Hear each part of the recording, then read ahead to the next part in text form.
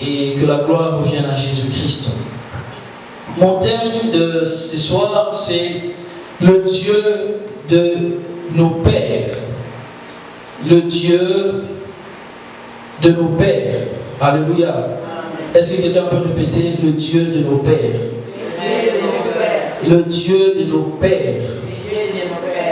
Alors, quand je parle de père, du père, quand je parle, dit le Dieu de nos pères, les femmes, vous devez aussi vous identifier. Je parle ainsi que la Bible, lorsque la Bible dit le Dieu d'Abraham, le Dieu d'Isaac et de Jacob. Abraham avait une femme, Isaac avait une femme, Jacob aussi avait une femme, ou plutôt deux femmes. Amen. Mais à chaque fois que Dieu va se présenter dans la vie d'un homme, il va dire je suis le Dieu de ton père. Amen. Donc cela n'est pas discriminatoire, c'est juste Dieu, il a choisi de fonctionner ainsi. Donc les femmes sont aussi dedans. Amen. Donc quand je parle de père, ce n'est pas juste le sexe masculin, mais aussi ça englobe tout, les femmes et les hommes. Amen. Le Dieu de nos pères, c'est mon thème. Alors on va lire rapidement 1 Roi chapitre 3, à partir du verset 3. 1 Roi 3. Vous suivez vraiment cet enseignement, c'est très efficace. Aujourd'hui, c'est juste l'introduction et le dimanche qui arrive, je rentrerai vraiment en profondeur. 1 Roi, chapitre 3, verset 3. Moi, sinon, tu peux lire. 1 Roi, chapitre 3, verset 3. Salomon s'allia par mariage avec Pharaon, roi d'Égypte. Il prit pour femme la fille de Pharaon et il l'emmena dans la ville de David, jusqu'à ce qu'il eût achevé de bâtir sa maison, la maison de l'Éternel et le mur enceinte de Jérusalem. Je continue? Oui, vas-y. Le peuple ne sacrifiait que sur les hauts lieux, car jusqu'à cette époque, il n'avait point été bâti de maison au nom de l'Éternel. Salomon aimait l'Éternel et il suivait les coutumes de David, son père. Amen. Est-ce que tu peux t'arrêter? Maintenant, juste que Salomon aimait l'Éternel et suivait les coutumes de David, son père. Amen. Alléluia. Amen. Salomon aimait quoi? Qui? L'Éternel, et suivait les coutumes de son père, les coutumes ou les habitudes de son père, parce que Salomon était le fils de David. Amen. Et David était un homme selon le cœur de Dieu. Alléluia. Et la Bible va dire que Salomon, son fils, et suivait lui en son tour les coutumes de son père. C'est-à-dire qu'il obéissait à Dieu, il marchait selon le voie de Dieu. Alléluia. Et le Dieu était le Dieu de son père d'abord, son père David. Et on va lire encore 1 Roi 3, 14.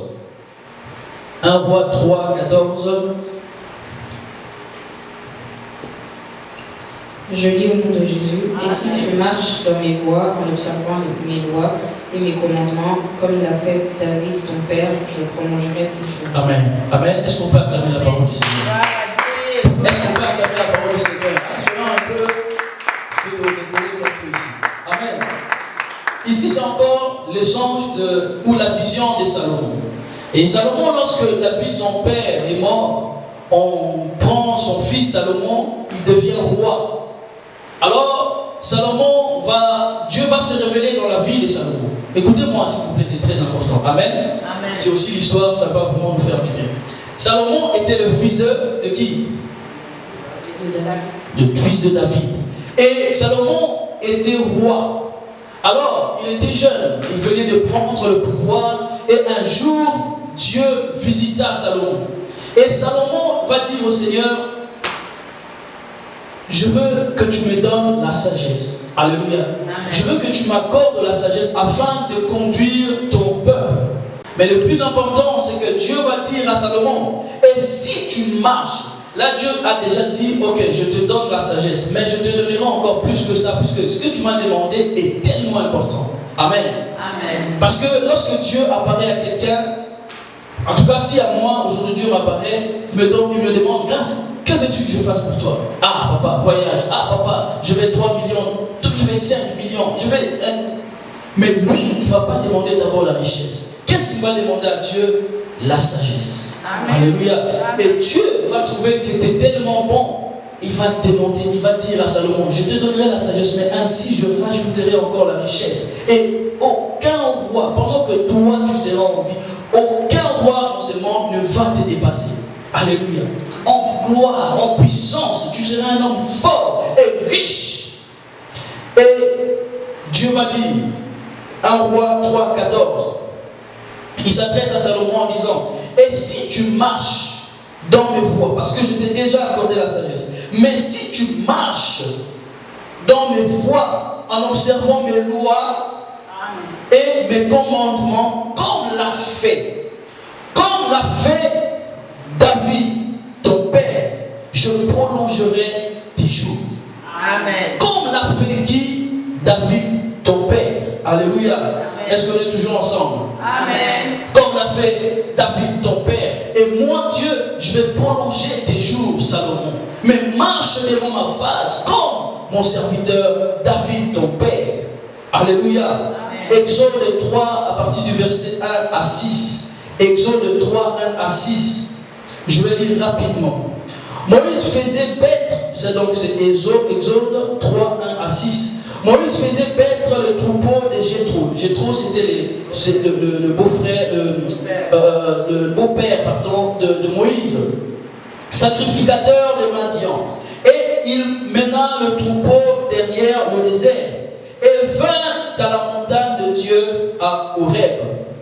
L'ange de l'Éternel lui apparut dans une flamme de feu au milieu d'un buisson ardent. Moïse regarda et voici, le buisson était tout en feu et le buisson ne se consumait point. Moïse dit, je veux me détourner pour voir quelle est cette grande vision et pourquoi le buisson ne se consume point. L'Éternel vit qu'il s'est détourné pour voir et Dieu l'appela du milieu du buisson et dit, Moïse, Moïse. Et il répondit, me voici. 5. Dieu dit, n'approche pas d'ici, ôte tes souliers de tes pieds, car les lieux sur lesquels tu te tiens est une terre sainte. Et il ajouta, je suis le Dieu de ton père. Alléluia. Amen. Je suis le Dieu de ton père Abraham, le Dieu d'Isaac, ton père, et le Dieu de Jacob ou Israël, ton père. Moïse se cacha le visage car il craignait de regarder Dieu. Alléluia. Waouh, quelle vision. Moïse, cet homme appelé à délivrer le peuple d'Israël en Égypte. Et puisqu'il n'avait pas fait les choses correctement, le temps de Dieu n'était pas encore arrivé, il va fuir. Puisqu'il habitait en Égypte, il va tuer un Égyptien et on va le chercher. Il va fuir. Et il va se marier quelque part. Et c'est là que Dieu va rencontrer Moïse. Est-ce qu'on est ensemble? Amen. Et un jour, pendant qu'il était en train de travailler, Dieu apparaît à Moïse. Et comme nous venons de lire, Dieu va se présenter en disant, je suis le Dieu de ton père, Abraham. Alors que Abraham était mort depuis des années. Je suis le Dieu de ton père Isaac et le Dieu de Jacob. Alléluia. Amen. On est là? Amen. Je suis le Dieu d'Abraham, d'Isaac et de Jacob. Amen. Alléluia. Amen. Bien aimé, ce que nous devons retenir d'abord, avant d'avancer, c'est que Dieu, notre Dieu, est un Dieu générationnel. Générationnel parce que lorsque quelqu'un prend la décision d'accepter Jésus dans sa vie, il engage toute sa descendance. Amen. Alléluia. Amen. Ce qui Moutou a décidé à l'Andanzam, à l'Andayesu, à Zosouanaye, Bananaye, Libotanaye, même pas après, ensemble. Ce n'est pas la décision de l'homme de faire ainsi, mais c'est que Dieu, lorsque on accepte son Fils Jésus, Dieu nous considère d'abord comme justes, mais il regarde aussi notre descendance, les générations après. Amen. Et lorsque quelqu'un marche sérieusement avec Dieu, toute sa descendance est protégée. Amen. Mais nous allons voir, il y a des conditions. Alléluia. Amen. Nous allons voir, il y a des conditions. Et aujourd'hui, Moïse, Dieu va dire à Moïse, je suis le Dieu d'Abraham, je suis le Dieu d'Isaac et je suis le Dieu de Jacob. Abraham est le père d'Isaac. Isaac est le père de Jacob. Alléluia. Abraham a marché, on connaît tous l'histoire d'Abraham, n'est-ce pas? Abraham a marché correctement devant la face de Dieu. Isaac, en son tour, le fils d'Abraham, va faire la même chose. Il va marcher devant le Seigneur. Quand on dit marcher devant le Seigneur, c'est-à-dire tu es droit devant le Seigneur. C'est-à-dire que tu obéis à ce que Dieu dit. C'est-à-dire que tu ne mélanges pas Dieu et les faux dieux. Parce qu'à l'époque, c'était courant de mélanger un Dieu avec un autre, le vrai Dieu, le Dieu d'Israël, avec des faux dieux. Alléluia. Mais Isaac va marcher correctement devant Dieu. Et en son tour, Isaac va donner naissance à Jacob. Et Jacob va aussi marcher correctement devant Dieu. Alléluia. Amen. Mais l'histoire, si nous suivons bien, c'est commencé où? Avec Abraham. Alléluia. Amen. Avec Abraham. Croyez-moi, si Isaac ne marchait pas avec Dieu, Dieu n'allait pas citer son nom.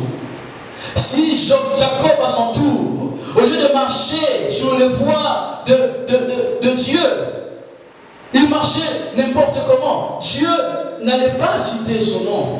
Alléluia. Alors ici, Dieu va se présenter. L'identité de Dieu devient l'identité d'Abraham devient l'identité de Dieu.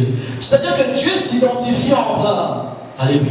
Amen. Il va dire, je suis le Dieu d'Abraham. Alléluia. Amen. Donc quelqu'un peut dire, qui est ton Dieu? Quelqu'un peut te poser la question, qui est ton Dieu? Tu dis, mon Dieu, c'est le Dieu d'Abraham. Tu ne pêches pas. Alléluia. Puisque ce n'est pas nous, moi je ne l'ai pas inventé. Le Seigneur lui-même se présente ainsi. Il dit, je suis le Dieu d'Abraham. Mais pourquoi? Qu'est-ce qu'Abraham a fait? Je ne vais pas entrer dans les détails, mais Abraham était un homme qui marchait dans la foi. Abraham était un homme qui aimait Dieu. Abraham était un homme qui obéissait à la voix de Dieu. Et Dieu il a appelé même Abraham son ami. Alléluia. C'est-à-dire qu'entre Abraham et Dieu, il n'y avait plus point de secret. Lorsque Dieu devait faire quelque chose, il en parlait d'abord à Abraham. Lorsque Dieu devait agir, il venait, il consultait Abraham. Parce qu'Abraham était devenu l'ami de Dieu. Est-ce qu'on peut acclamer la parole du Seigneur? Mes frères et sœurs, il est très important. Il est très important de comprendre. Tu peux être là, tu es jeune, tu penses que oui, ces messages ne concernent pas. Ces messages concernent tout le monde. Ce message nous concerne.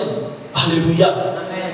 Car dès que nous prenons, à l'instant où nous prenons la décision d'aimer Dieu et de marcher selon ses voies, nous prenons avec nous toute notre descendance. Amen. Alléluia. Amen. Alléluia. Amen.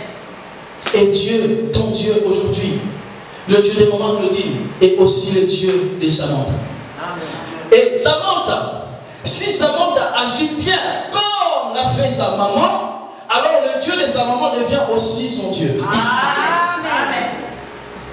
Si Samantha agit bien, le Dieu de maman Claudine devient le Dieu de Samantha. Et en son tour, lorsque Samantha aura aussi des enfants, un mari, des enfants, si les enfants de Samantha n'agissent pas comme leur mère Samantha, il n'y a pas de relation. Mais s'ils marchent selon le voie de leur maman, disons le voie des dieux de leur maman, le Dieu de maman Claudine devient le Dieu de Samantha, le Dieu de Samantha devient le Dieu des enfants de Samantha. Ainsi de suite. Il n'y a que l'homme qui prend l'initiative de couper, de casser cette alliance. Alléluia. Car c'est automatique pour Dieu. Lorsqu'on accepte son fils, nos enfants, moi j'ai un enfant, mon Dieu est aussi le Dieu de Roua, mon enfant. Mais lorsque Roua prendra en son tour la décision de ne pas suivre mon Dieu, le Dieu que moi je présentais à mon enfant, lui il prend la décision de ne pas suivre, alors mon Dieu ne sera plus automatiquement son Dieu. Alléluia. Est-ce qu'on peut acclamer la parole du Seigneur?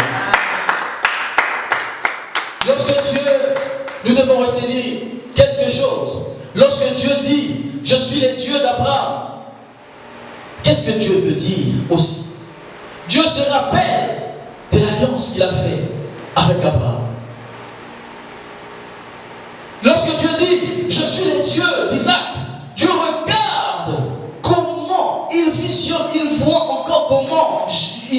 marchait devant lui. Comment est-ce qu'Isaac obéissait à la parole de Dieu? Lorsque Dieu dit, je suis le Dieu de Jacob, tu vois comment Jacob avait foi à ses dieux. Alléluia. Amen. Alléluia. Amen. Mes frères et sœurs, un jour, un homme qu'on appelle Joseph. Joseph était fils de Jacob. Joseph, il va être vendu par ses frères. Il va partir, on connaît l'histoire. Il va partir en Égypte. Et il va se passer tellement de choses là-bas. Il arrive enchaîné. À un moment donné, il va interpréter le rêve d'un chef là-bas. Il va être, disons, gracieux. Il va progresser dans ce pays. Il va progresser en Égypte. Au point, il devient quelqu'un d'important dans ce pays. Amen. Et il va appeler toute sa famille, son père, ses frères, ses sœurs. Ils vont tous aller habiter là-bas. C'est ainsi qu'on voit le peuple d'Israël nombreux en Égypte. Ça a commencé là, Joseph. Et ils vont habiter pendant plusieurs années bien traités parce que Joseph était un ancien. Les années vont tellement passer et un autre roi va venir en Égypte. Et la Bible dit que ce roi ne connaissait pas Joseph. Alléluia. Amen. Ce roi ne connaissait pas qui? Joseph. Et ainsi, il commença à maltraiter les Juifs. Ils ont réduit ce peuple glorieux en esclavage pendant plusieurs années, alors que eux étaient considérés à cause de Joseph. Et un jour, ils vont commencer à pleurer. Ils vont commencer à pleurer. Et Dieu va se rappeler de son alliance. Il va dire, mais je fais alliance avec un homme. Et je promets à cet homme que je prendrai soin de sa descendance. Et cet homme, c'est Abraham. Mais regardez dans cette histoire, l'homme, lorsque tu fais du bien à quelqu'un, un homme est capable d'oublier tous tes bienfaits. Tu peux faire 100 choses, disons 10 choses à un homme, de bonnes choses, je parle de bonnes choses. Et un jour tu fais pas ou tu fais mal une seule chose. Et l'homme est capable d'oublier tout ce que tu as fait avant. Et les années, aujourd'hui on est avec Papa Eric. On traite bien Papa Eric. Dans 300 ans, les enfants qui viendront après nous ne sauront pas qu'on était bien avec Papa Eric. Est-ce que vous êtes en train de me suivre? Amen. Ils ne sauront pas. Alléluia. Amen. Parce que l'homme oublie. Mais Dieu n'oublie pas. Amen. Alléluia. Amen. Un homme peut oublier le bienfait, mais notre Dieu n'oublie pas le bienfait. Et Dieu va se rappeler de son alliance avec Abraham. Et il va envoyer Moïse, le libérateur, Moïse pour qu'il aille libérer ce peuple en Égypte. Alléluia. Amen. Est-ce qu'on peut acclamer la parole du Seigneur?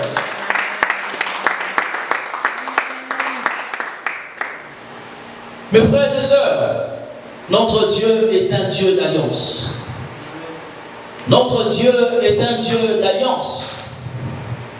Aujourd'hui, nous sommes en train de vivre certaines choses.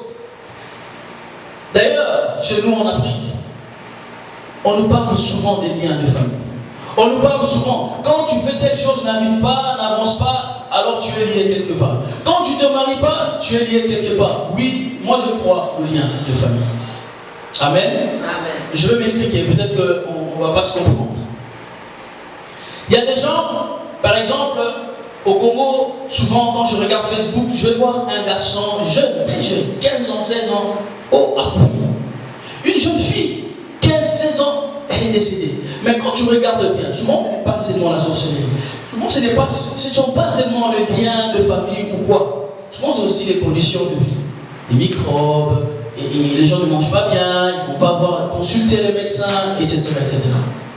Mais souvent c'est aussi des sorciers. Amen. Souvent c'est pas normal. Et on nous parle très souvent des liens de famille. On nous dit quoi? Que lorsque ton père était un marabout, lorsque ton père était un sorcier, si tu ne te répands pas, si tu ne donnes pas les offrandes, si on ne te fait pas passer par une délivrance, ben, ces liens vont te suivre et suivre tes enfants. Alléluia. Amen. Il y a une chose. Lorsque quelqu'un croit au Seigneur Jésus-Christ, lorsque quelqu'un accepte dans sa vie Jésus-Christ, devient une nouvelle créature. Amen. Alléluia. Amen. On est là? Amen. Lorsque quelqu'un prend l'engagement d'accepter Jésus, il devient une nouvelle créature. Moi je crois, selon la parole de Dieu, dans Romains 8, chapitre 1er, il est dit, il n'y a donc maintenant aucune condamnation pour ceux qui sont en Jésus-Christ. En effet, la loi de l'esprit de vie en Jésus-Christ m'a affranchi de la loi du péché et de la mort. Ça, c'est l'apôtre Paul qui dit. L'apôtre Paul a dit maintenant, ce qui moutou a limelié sous ma sia a commis et que là, il y a on dit que là, on dit que là, a commis et que là, il y a Yassika devient une nouvelle créature.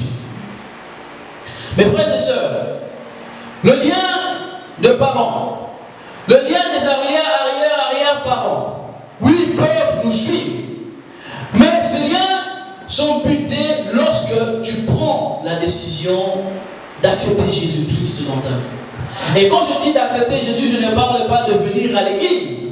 Parce que des fois, on associe accepter Jésus et le fait de venir à l'église tous les dimanches, ou donner les offrandes, ou faire du bien. Quand je dis quelqu'un qui accepte Jésus, c'est quelqu'un qui donne tout son être à son Seigneur. C'est quelqu'un qui a pris l'engagement en disant, moi, je suivrai Jésus toute ma vie. C'est-à-dire que tu obéis à ce que Christ dit. Tu marches selon la parole de Jésus-Christ. Tu es digne devant le Seigneur. Tu n'as pas un pied dehors et l'autre dedans. Toute ta vie est basée sur la parole de Dieu.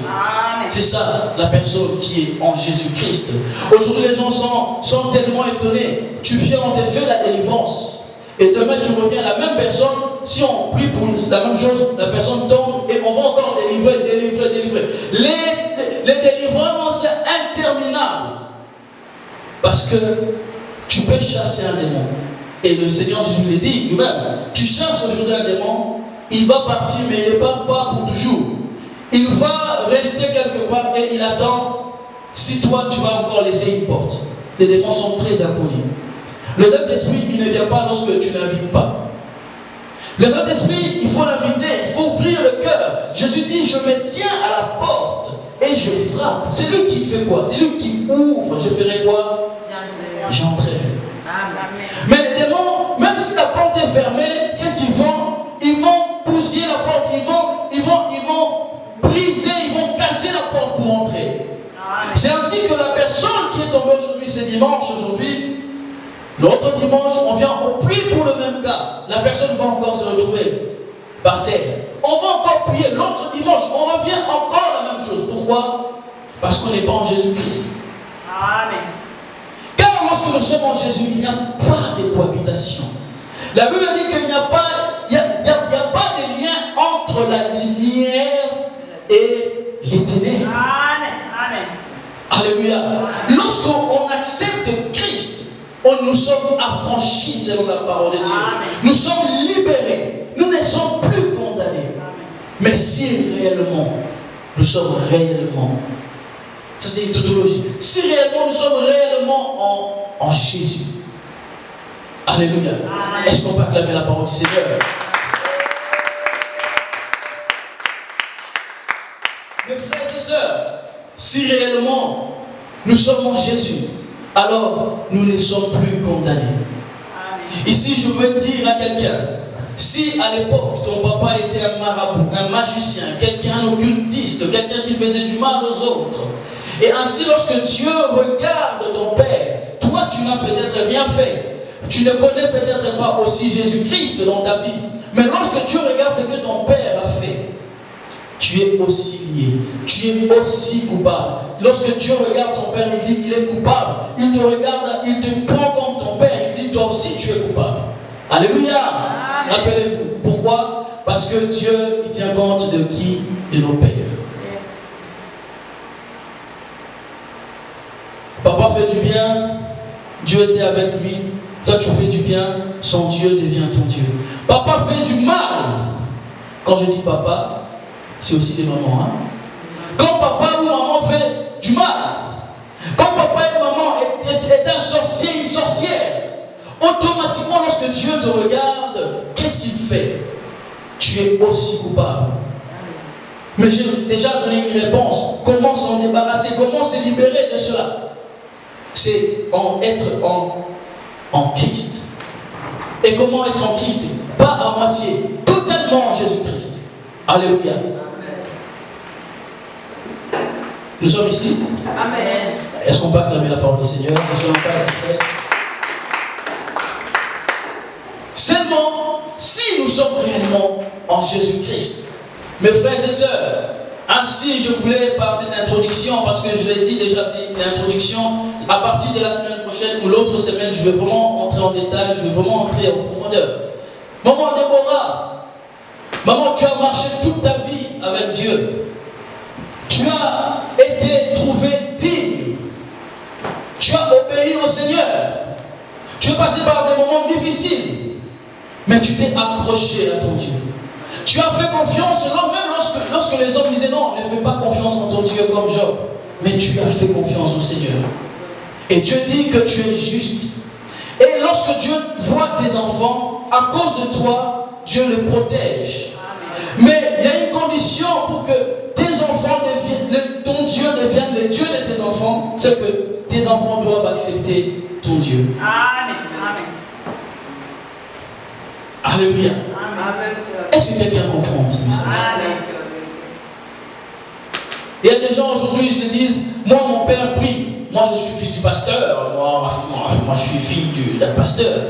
Mais ce n'est pas ça qui sauve. Amen. Ce n'est pas ça qui sauve. Ce n'est pas une garantie. Tant que toi, tu n'acceptes pas les dieux de ton père, tu es nulle part.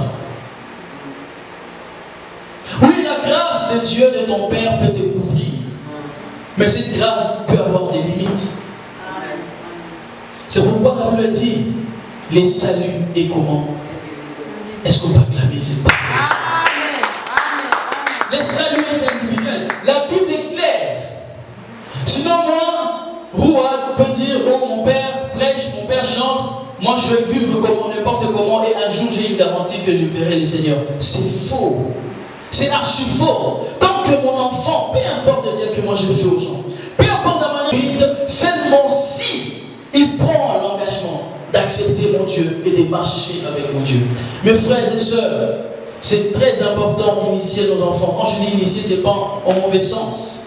Initier, c'est-à-dire montrer à nos enfants le véritable Dieu. C'est enseigner à nos enfants le vrai, véritable. Mais il y a aussi de différentes façons d'enseigner à nos enfants. Mais la meilleure, c'est par notre caractère. Amen. La meilleure, c'est par notre comportement. Comment on se conduit? Est-ce que tes enfants te voient déjà un jour, ils t'ont déjà vu un jour en train de prier? Est-ce que tes enfants t'ont déjà entendu dire pardonne tel ce qu'il a fait, il est juste, voilà, il était fatigué, ou pardonne, les enfants de Dieu pardonnent. Ou toi tu dis à tes enfants, il avait quoi? Toi aussi il fallait insulter, tu l'as pas fait, il fallait insulter, allez retourne là-bas. Moi j'ai déjà vu des parents comme ça. Mais toi tu es un homme, il t'a frappé, allez va me mettre. Alléluia. Amen. Alléluia. Amen. C'est la meilleure façon d'initier les enfants. La meilleure façon d'enseigner aussi aux enfants la voie de ton Dieu, le véritable Dieu, c'est dans le comportement, dans les actions que tu fais. Comment il te voit aider les autres. Tu es toi-même à la maison, il peut voir, ah, mais papa, il n'a pas l'argent. Mais quand l'enfant a commencé à pleurer, il avait faim, il a pris 50 €, il a donné à cet enfant. Alors que nous, à la maison, on n'a rien. Et un jour, peut-être qu'ils ne vont pas comprendre, mais un jour, tu vas rappeler en disant, la Bible dit qu'il faut partager. Lorsque tu vois quelqu'un en besoin, il faut l'aider. Ça rentre ici. Ça reste, mes frères et sœurs. Amen. Aujourd'hui, malheureusement, les enfants, la plupart en tout cas, des enfants, des pasteurs ou des filles mènent des vies désordonnées. C'est dommage. Tu peux voir un grand serviteur de Dieu, mais quand tu regardes la vie de ces enfants, ne correspond pas. Quand tu regardes les comportements de ces enfants, leur façon de s'habiller, de parler, tu dis, mais est-ce que tel est vraiment l'enfant de cet homme de Dieu? Malheureusement, est-ce que les enfants ne voient pas autre chose à la maison que ce que nous présentons devant les hommes? Amen. Alléluia. Amen. Et as-tu déjà dit à ton enfant, mon Dieu, ton Dieu te guérira? Ou mon Dieu, ton Dieu est aussi ton Dieu? Alléluia. Mon Dieu est aussi ton Dieu. As-tu déjà dit cela? Est-ce que tu as déjà dit que ton Dieu est aussi le Dieu de tes enfants? Amen. Si tu ne penses pas comme ça, alors tu rates quelque chose d'important. L'héritage que tu peux laisser, que les hommes ne peuvent pas piétiner, que les hommes ne peuvent pas voler, c'est Jésus-Christ. Amen. Les hommes, tu peux laisser aujourd'hui, on voit des parents laisser des maisons, ils meurent, ils laissent la maison, ils laissent les avions, la richesse, mais ça crée tellement le désordre dans la famille, les enfants sont chassés, la femme battue, donc il y a tellement de désordre. Mais il y a quelque chose que les hommes ne peuvent pas saisir, c'est Jésus. Et la personne qui a Jésus a tout. Amen. Amen. Alléluia. Et quand je le dis, je ne le dis pas en manière de nous au Congo, quand on dit tu as Jésus, tu as tout. Je dis vraiment quelqu'un qui a Jésus a tout. Amen. Alléluia. Quelqu'un qui a Jésus a tout. Mes frères et sœurs, faisons attention à ce que nous faisons. La manière dont on accepte Jésus, on vit. Toi, quand tu vis, ta façon de vivre, tu le vis seulement personnel, ou tu penses aussi aux conséquences, ou tu penses aussi quand tu fais le mal aux autres. Est-ce que tu penses aussi que le mal que tu fais, les hommes appellent ça les karmas, mais moi je ne crois pas. Hein? Karma, c'est karma, oui. Mais ce qui est sûr, si tu marches correctement devant Dieu, les enfants de tes enfants hériteront de tes bonnes œuvres. Mais si tu veux aussi souffrir les autres, si tu fais que le mal aux autres, si tu n'obéis pas au Seigneur, tu ne marches que selon ta tête, tes enfants aussi subiront les conséquences. Mes frères et sœurs, voilà la raison pour laquelle tu peux être là, serviteur de Dieu, et ton enfant, tu sais qu'il ne connaît pas Dieu, et il a un problème, tu pleures, tu dis non Seigneur Dieu, tu m'as déçu vraiment, je ne veux plus te servir, moi je t'ai servi toute ma vie, mais tu oublies, la relation est d'abord personnelle, mais il n'y a que l'homme pour casser l'alliance de Dieu. Dieu ne se réveillera pas le matin en disant aujourd'hui navigue, c'est fini, tu n'es plus ma fille. Jamais. Seulement toi, maman navigue, tu peux prendre la décision. Soit dans la musulman, bouddhiste, mais Dieu est fidèle lorsqu'il fait l'alliance. Cela veut dire qu'il n'y a que les enfants pour briser l'alliance de leur père. Dieu est le Dieu d'Abraham. Il est le Dieu d'Isaac. Il est le Dieu de Jacob. Parce que Isaac a fait confiance au Dieu de son père Abraham. Et l'enfant d'Isaac, Jacob, a aussi marché selon le voie de qui? Le Dieu de son père, Isaac. Je vous complique. Jacob, Isaac et Abraham. Abraham est le père d'Isaac. Isaac est le père de Jacob. C'est compliqué? Je dois répéter encore. Abraham est le père d'Isaac et Isaac est le père de Jacob. Est-ce qu'on peut acclamer pour nous-mêmes? Est-ce qu'on peut vraiment acclamer pour nous-mêmes? Alléluia. Mes frères et sœurs, ce n'est que l'introduction. Mais nous devons comprendre, c'est très important. L'histoire de venir à l'église, l'histoire d'accepter Jésus, ne se limite pas seulement avec toi.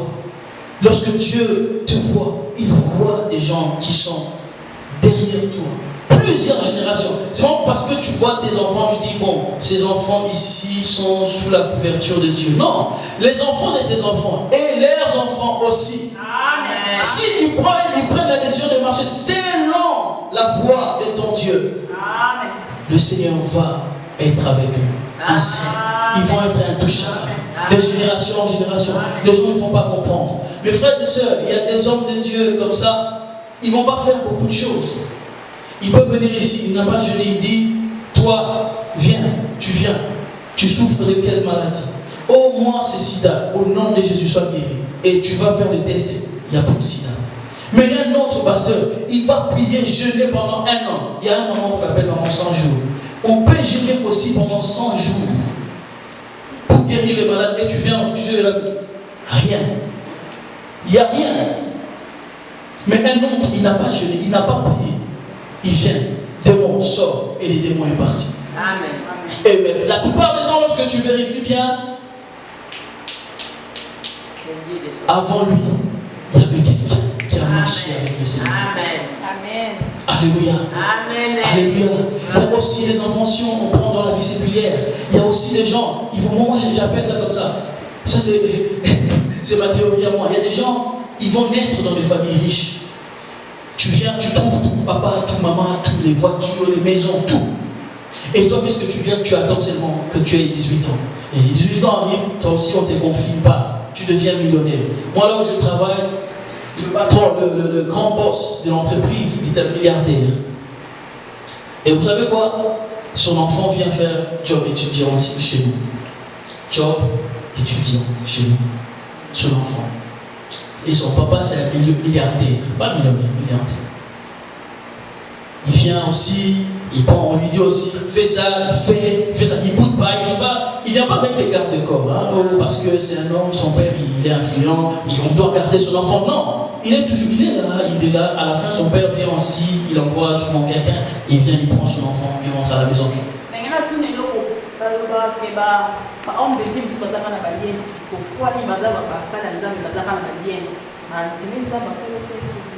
Voilà, ça c'est une bonne question, maman.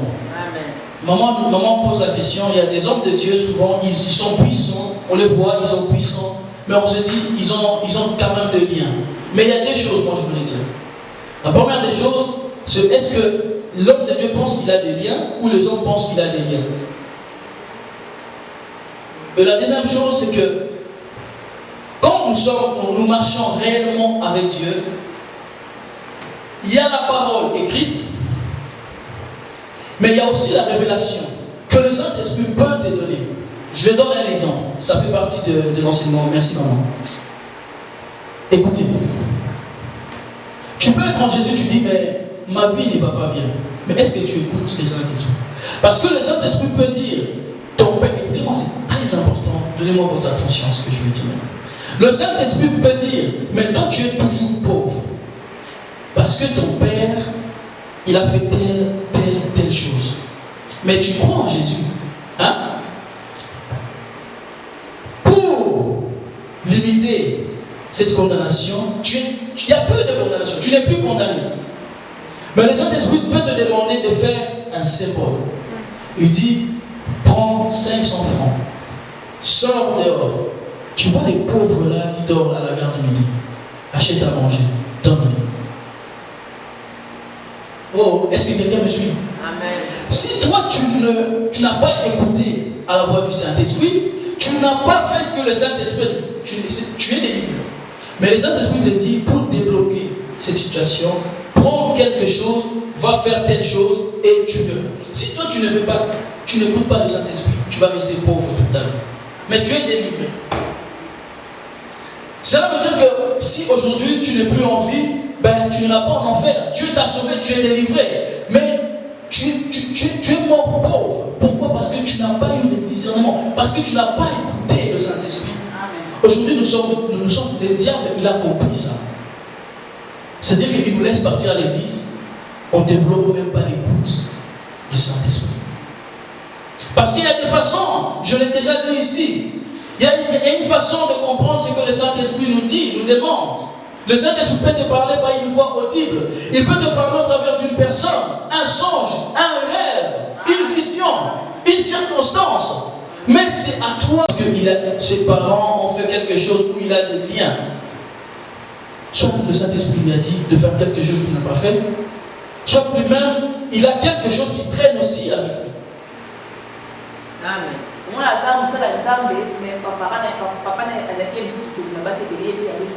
Mais justement, c'est que l'homme de Dieu ne va pas être discipliné. Il va penser que parce que maman, mes parents avaient plusieurs femmes, ce n'était pas mauvais parce que mon père avait de l'argent et c'est normal, et voilà, moi aussi je peux prendre et tout. Et cette condamnation, on va faire quoi? Va suivre. Pourquoi? Parce qu'il est ignorant de quelque chose. Et si lui comprend, le Saint-Esprit lui dit, mais tu sais, avoir plusieurs femmes, c'est ça, c'est ça, c'est ça. Et il laisse, ouf, les choses sont débloquées. Alléluia. Amen. Aujourd'hui, l'église est faible parce que le diable a enlevé à l'église la capacité d'écouter le Saint-Esprit. Aujourd'hui, on écoute souvent les hommes. Mais quand je suis en train de parler, si quelqu'un est révélé, c'est pas que si je dis 100 mots, peut-être 10 te concernent, vraiment toi, te concernent toi, mais tu n'es pas attentif. Tu penses que papa, grâce, il vient prêcher comme il a prêché avant. Et qui fait ça? C'est le diable. Il va te présenter papa, grâce, comme un homme ordinaire. Avant le culte, tu parlais avec lui, non? Tu rigolais avec lui, non? Mais là, qu'est-ce qu'il va dire? Mais il va dire la même chose qu'il dit. Ainsi, l'autre dimanche, quand je vais me présenter, le Saint-Esprit me met à cœur. Il pensait pour toi, je le libère, tu ne prends pas, tu ne reçois pas. Pourquoi? Parce que tu n'es pas attentif. Et la personne qui fait ça, c'est le diable. Amen. Amen. Alléluia. Amen. Mes frères et sœurs, il est très important de comprendre ce message. Le Dieu, mon Dieu, est aussi le Dieu de mes enfants. Mais si seulement mes enfants prennent la décision de marcher droit devant mon Dieu, est-ce qu'on peut encore acclamer le Seigneur?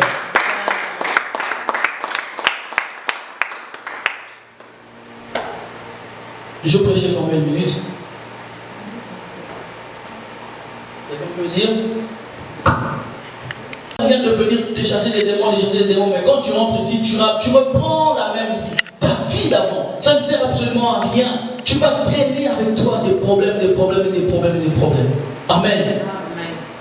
Le Dieu d'Abraham, le Dieu d'Isaac et le Dieu de Jacob. Alléluia. Est-ce que quelqu'un peut prendre la décision que son Dieu devient aussi le Dieu de ses enfants? Est-ce que quelqu'un peut prendre la décision en disant, oui, moi je crie au Seigneur. Oui, je marche devant Dieu, mais je désire aussi que mes enfants, mon Dieu devient aussi le Dieu de mes enfants. Comment le présenter?